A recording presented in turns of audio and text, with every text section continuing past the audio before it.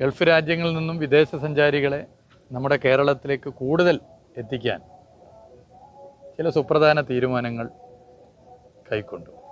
Arab രാജ്യങ്ങളിൽ നിന്നും വരുന്ന സഞ്ചാരികൾ അവരെ തിരിച്ചവരുടെ നാട്ടിലെത്തുമ്പോൾ കേരളത്തെക്കുറിച്ച് കൂടുതൽ നല്ല നിലയിൽ പ്രചരിപ്പിക്കാൻ സാധ്യമാകുന്ന ഒട്ടേറെ കാര്യങ്ങൾ പൊതുവെ ചർച്ച ചെയ്യുകയുണ്ടായി.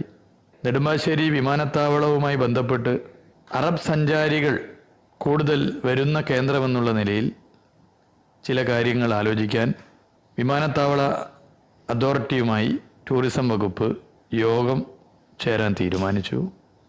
നെടുമ്പാശ്ശേരിയിൽ നിന്നും മൂന്നാറിലേക്ക് പോകുമ്പോൾ വിദേശ സഞ്ചാരികൾക്ക് പെട്ടെന്ന് ആവശ്യമായി വരുന്നതിൻ്റെ ഭാഗമായുള്ള അമ്യൂണിറ്റി സെൻ്ററുകൾ എങ്ങനെയൊക്കെ ആരംഭിക്കാനാകുമെന്നുള്ളത് പരിശോധിക്കും.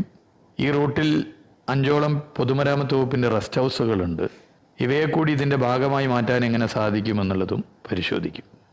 നിലവിൽ അറബ് രാജ്യങ്ങളിൽ നിന്നും വരുന്ന സഞ്ചാരികളുടെ എണ്ണം നല്ല നിലയിൽ വർദ്ധിപ്പിക്കാൻ സാധിക്കും എന്നാണ് പ്രതീക്ഷിക്കുന്നത്.